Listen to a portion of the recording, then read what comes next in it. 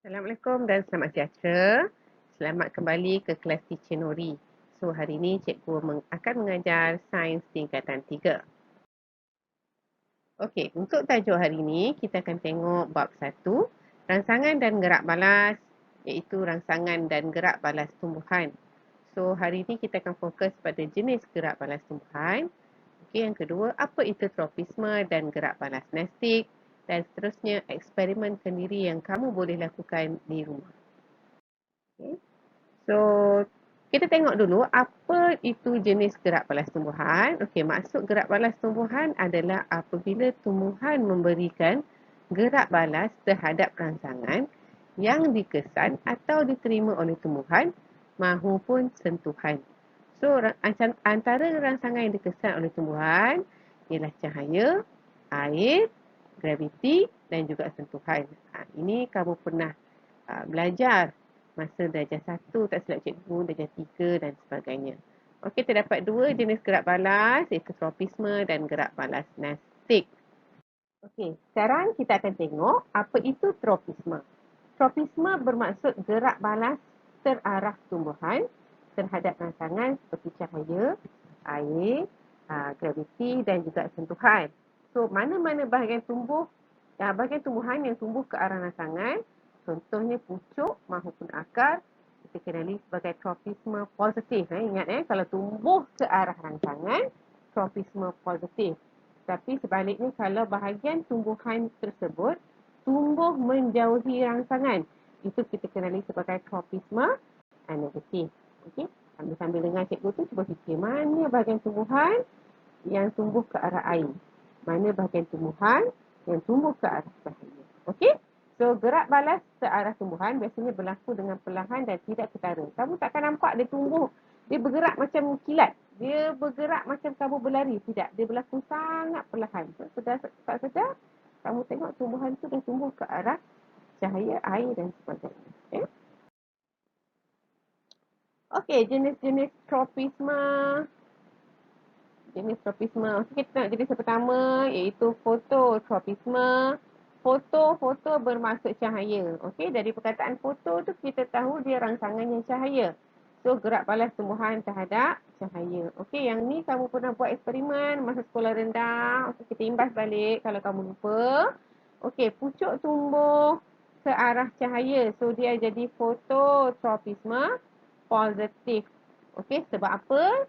Pucuk tumbuh ke arah cahaya sebab pada pucuk ada daun. So, daun memerlukan cahaya matahari untuk melakukan proses fotosintesis. Okey, disebabkan itu, dia perlu tumbuh ke arah cahaya untuk membuat makanan. Okey. Untuk hydrotropisme, ingat tak? Hydro bermaksud air.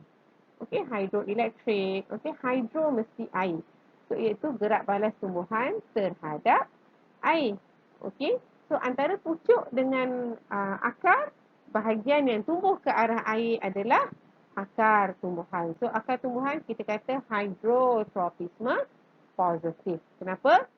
Tugas akar adalah untuk mendapatkan air daripada tanah dan sebagainya supaya tumbuhan dapat terus hidup. Air digunakan untuk proses fotosintesis. Garam mineral penting untuk kesihatan tumbuhan. Okey. Okey, kita tengok tropisme yang ketiga iaitu geotropisme. Geografi, bumi. So, dia mesti gerak balas terhadap graviti. Okey. So, akar tumbuhan biasanya menunjukkan geotropisme positif. So, dia pergi ke arah dalam. Okey, ke arah dalam bumi. Okey. Untuk pucuk, geotropisme negatif sebab dia melawan arah graviti. Okey, kenapa akar tumbuh ke dalam bumi? Supaya jadi lebih stabil, dapat mencengkam tanah, supaya dia kekal dekat tempat tu tidak ditiup oleh angin. Okey, pucuk mesti menentang arah graviti. Okey, sebab kita nak dapatkan cahaya. Cahaya tak ada dekat dalam bumi, mesti dekat langit. So, dia mesti menjauhi. Okey, next, yang terakhir untuk tropisme adalah tigmotropisme.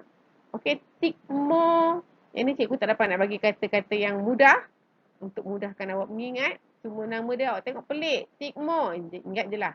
Sentuhan. Okey? Ni biasanya tumbuhan yang mempunyai sulur paut ataupun batang melilit. Contoh sulur paut, pokok timun, apa lagi? Pokok kacang botol. Tu semua ada sulur paut. Lepas tu ada batang melilit. Okey? Sulur paut, batang melilit. Peria pun batang melilit. Sebab apa? Sebab struktur batangnya yang lembut, dia tak boleh kekal tegak. So, bila dia perlukan cahaya matahari yang banyak, dia perlu melilit pada pokok lain untuk mendapatkan cahaya matahari yang maksimum. Okey? So, biasa pucuk ataupun kawasan sulur paut tadi adalah stigmotropisme positif, manakala akar stigmotropisme negatif. Okey? Okey, sekarang kita tengok gerak balas nestik. Gerak balas nestik ni apa? Rangsangan terhadap sentuhan. Dia tak sama macam stigmotropisme. Stigmotropisme tu tadi dia sentuh objek yang lebih keras dan dia akan melekat berpaut pada objek keras tu. Tapi gerak balas nestik ni dia untuk melindungi diri dia. Okey, sebagai pertahanan pokok. Okey, contohnya yang ni berlaku lebih cepat. Kalau tropisme gerak balas dia sangat perlahan. Tapi kalau nestik ni lebih cepat. Okey, contoh dia pokok semalu. Kalau kamu sentuh, asalnya daunnya terbuka. Selepas tutup, daunnya menguncup. Okey, ni gerak balas nestik. So, ada beza sikit lah dengan stigmotropisme. Okey, ini tugasan untuk kamu lah. Eksperimenkan diri di rumah. Okey, aktiviti semasa PDPR. Okey, yang ini kamu boleh buat di rumah. Cikgu minta kamu buat eksperimen 1.1. Okey, gerak balas tumbuhan terhadap cahaya. Okey, minta rujuk buku teks, muka surat 30 dan 31. So, minta kamu cari 3 kotak. Okey, so malam sebelum tu, awak rendam dulu anak benih kacang hijau, rendam semalaman sampai nampak dia mula bercambah. Okey, jangan rendam lama sangat, nanti air dia berbuih-buih. Kalau nampak air berbuih tu masih boleh pakai. Buang saja air tu, bilas balik dan rendam lagi. Okey, so nampak dia dah bercambah sikit tu. Kenapa cikgu suruh awak rendam dulu? Supaya proses tu lebih cepat. Kalau awak tunggu benih tu dekat dalam dia nak tunggu bercambah, lambat sikit lah.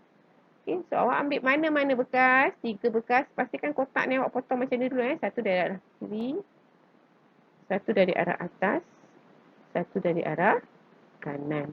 So, benih dah bercambah tadi, kamu ambil lah bekas tahu kufa mak kamu ke. Okey, yang kecil tu, kamu isi kapas sikit ke. Isi kapas, isi air, lepas tu isi kamu punya benih kacang yang telah bercambah. Okey. Kalau rasa kurang dia punya air tu nampak rasa dah kering, dah selang sehari tu, bolehlah buka sekejap kotak tu. Tak perlu bertutup bahagian bawah pun tak apa. Bawah ni biar terbuka. Okay. Atas ni sahaja yang bertutup dengan satu lubang di tepi. Okay. Cikgu nak awak observe selama 5 ke 7 hari. Okay, bila kamu dah dapat perubahan tu dan nampak perubahan pokok tu tumbuh arah mana, kamu lukis, masukkan dalam buku Sains Proses Skill. Okey, bagi anak murid yang menonton, yang tiada buku proses skill, bolehlah lukis dalam kertas ataupun dalam buku ya. Kita sama-sama buat. Kalau perlu, screenshot masuk dekat komen cikgu. Okey, jangan lupa like dan subscribe channel teacher ya. Okay, see you next time. Assalamualaikum.